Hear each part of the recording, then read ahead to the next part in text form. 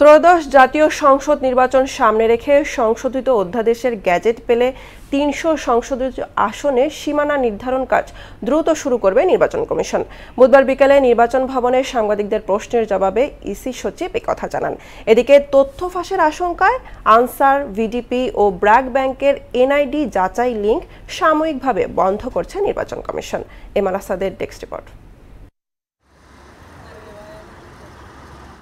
নাগরিকদের তথ্য নিরাপত্তা নিশ্চিতে গত কয়েক মাসে বেশ কিছু পদক্ষেপ নিয়েছে জাতীয় পরিচয়পত্র অনুবিভাগ। নাগরিকদের তথ্য ফাঁসের শঙ্কা থেকে বুধবার আনসার, ভিডিপি ও ব্র্যাক ব্যাংকের এনআইডি যাচাইয়ের লিঙ্ক ইসি বন্ধ করেছে বলে জানান ডিজি হুমায়ুন কবির।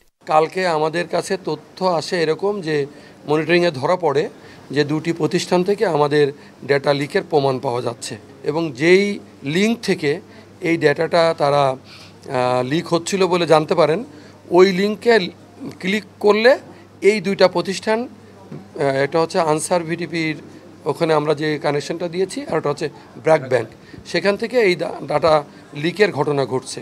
এদিকে ইসি সচিব আখতার আহমেদ নিজ দপ্তরে সাংবাদিকদের প্রশ্নের জবাবে জানান, সংসদীয় সীমানা পরিবর্তনের মাধ্যমে আসন সংখ্যা বাড়তে পারে। প্রাথমিকভাবে আমাকে যেটুকু খবর নিয়েছে সেটা হচ্ছে যে 61টা কনস্টিটিউয়েন্সি রিলেটেড 405টা কি 6টা আবেদন আছে, মানে এক একটা কনস্টিটিউয়েন্সির উপরে একাধিক আবেদন আছে।